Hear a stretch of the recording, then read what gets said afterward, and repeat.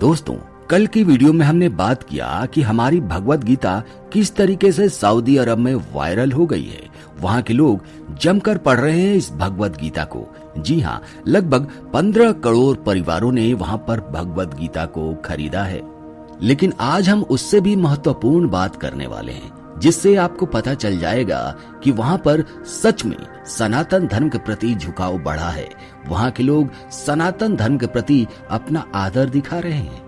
जी हाँ, सऊदी अरब की अब राजकुमारी कर रही हैं हिंदू धर्म की पढ़ाई। खूबसूरती की दुनिया में होती है चर्चा। तो दोस्तों, बने रहिएगा वीडियो के अंत तक, क्योंकि हम जानने वाले हैं कि आखिर क्या कारण है कि सऊदी अरब की राजकुमारी हिंदू धर्म की पढ़ाई कर रही हैं, सनातन धर्म को जानने की कोशिश कर रही हैं। अरब देशों की राजकुमारियों को उनकी सुंदरता के साथ उनकी काबिलियत के लिए भी जाना जाता है। अरब के शाही परिवार का हिस्सा अमीरा अल तवीन फैशन आइकन होने के साथ साथ एक समाज सेवी भी हैं। इनके साथ ही उन्होंने कई धर्मों का अध्ययन भी किया है और सबसे बड़ी बात, आजकल वो सनातन धर्म की पढ़ाई कर रही हैं। सऊदी अरब के शाही परिवार का हिस्सा और बड़े बिजनेसमैन अल वालिद की पूर्व पत्नी अमीरा अल तवील दुनिया भर में चर्चा का विषय रही हैं।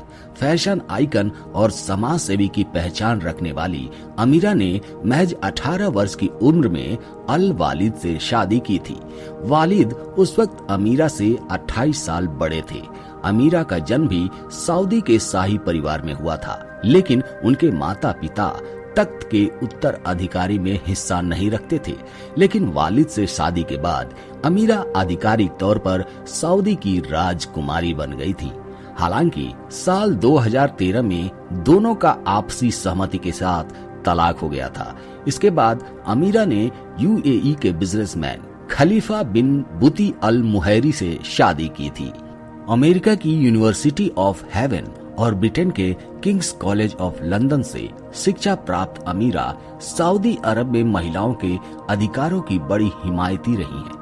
अल वालिद ने शादी के बाद ही अमीरा को अल वालिद बिन तलाल फाउंडेशन का वाइस प्रेसिडेंट बना दिया था, जिसके जरिए उन्होंने देश में लोगों को मदद पहुंचाने के कई प्रोजेक्ट्स पर काम किया है। यह फाउंडेशन एक अंतर्राष्ट्रीय एनजीओ है जो दुनिया भर में गरीबी हटाने, त्रासदी में मदद, महिलाओं के अधिकार और अंत धार्मिक संवाद के लिए काम करता है। 2012 में सऊदी की राजकुमारी रहते हुए अमीरा ने वॉल स्ट्रीट जर्नल को एक इंटरव्यू दिया था।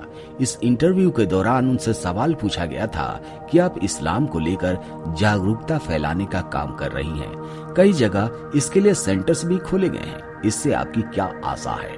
इस पर अमीरा ने जवाब दिया था, शिक्षा से आपका ज्ञान उदय होता है। जब लोग किसी बात पर जागरूक नहीं होते तो उनके बारे में राय बनाई जाती है।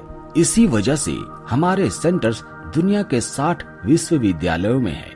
हम एजुकेशन का इस्तेमाल लोगों को एक करने के लिए कर रहे हैं। इसके बाद अमीरा ने अन्य धर्म को लेकर अपने अध्ययन और विचार के बारे में जानकारी दी। उन्होंने कहा कि मैंने कोऑपरेटिव रिलीजन की पढ़ाई की है। मैंने हिंदू धर्म, सनातन धर्म, यहूदी धर्म और ईसाई धर्म के बारे में शिक्षा हासिल की है।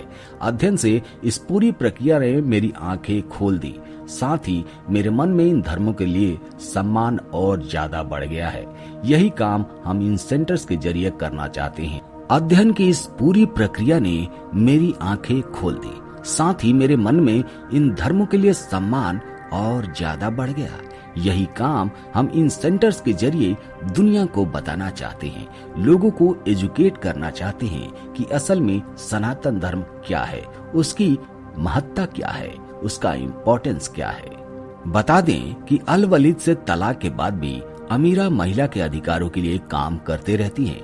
हालांकि अब वो सऊदी की राजकुमारी यानी प्रिंसेस नहीं है, लेकिन अमीरा जैसी कई महिलाओं के कारण ही सऊदी अरब में बीते कुछ सालों में कई बदलाव हुए हैं। दोस्तों, आपको तो पता ही होगा कि महिलाओं को लेकर सऊदी अरब में सख्त नियम है, लेकिन अब धीरे धीरे उन नियमों में बदलाव आ रहा है।